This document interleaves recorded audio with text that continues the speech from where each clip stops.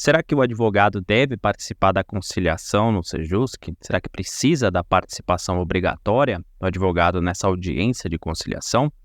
O Supremo Tribunal Federal decidiu por unanimidade que é constitucional a norma do Conselho Nacional de Justiça, o CNJ, que prevê a facultatividade de representação por advogado ou defensor público nos Centros Judiciários de Solução de Conflitos e Cidadania, os Sejuscs.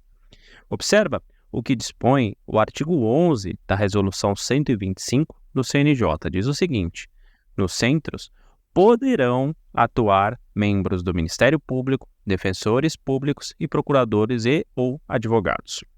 Segundo a OAB, esse dispositivo faculta a presença do advogado independentemente do contexto ou da fase em que se dê o acesso por parte do jurisdicionado. Teoricamente, portanto, em razão dessa norma, as partes poderiam participar da audiência de conciliação no Sejusc sem a presença de advogado. Isso, contudo, contradiz o disposto no artigo 334, parágrafo 9º do Código de Processo Civil, que aponta a necessidade do advogado na audiência de conciliação. Dá uma olhada no que diz esse dispositivo, artigo 334, parágrafo 9º. As partes devem estar acompanhadas por seus advogados ou defensores públicos. A Lei de Mediação, Lei 13.140 de 2015, caminha no mesmo sentido do CPC, quando esclarece que, na mediação judicial, as partes devem estar acompanhadas por advogado. Olha só o que diz o dispositivo, artigo 26 da Lei de Mediação. Partes deverão ser assistidas por advogados ou defensores públicos, ressalvadas hipóteses previstas na Lei 9.099 e 10.259. É a Lei do Juizado Especial, né?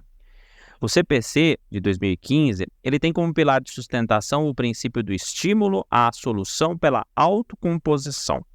E nesse cenário, a conciliação e a mediação ganham maior destaque no âmbito do CPC de 2015. A gente tem aula gratuita aqui no canal do YouTube explicando passo a passo cada um dos princípios que norteia aí o Código de Processo Civil.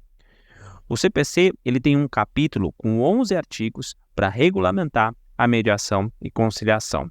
A OAB, por meio da ADI 6.324, no âmbito do controle concentrado, portanto, argumentava que essa norma do CNJ, o artigo 11 que a gente leu, viola o direito à assistência jurídica integral e gratuita previsto na Constituição.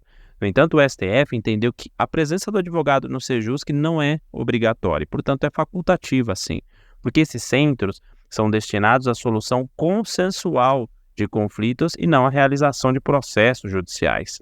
O STF também entendeu que a presença do advogado no Sejusc não é essencial para garantir o direito à ampla defesa e ao contraditório, porque os interessados podem participar das audiências e apresentar suas alegações sem a necessidade de um advogado. O ministro Luiz Barroso destacou que a resolução do CNJ não afasta a necessidade da presença dos advogados nos casos em que a lei processual assim exige, aplicando a facultatividade apenas em casos específicos, como os juizados e atos de resolução consensual em momento pré-processual, antes do processo, portanto.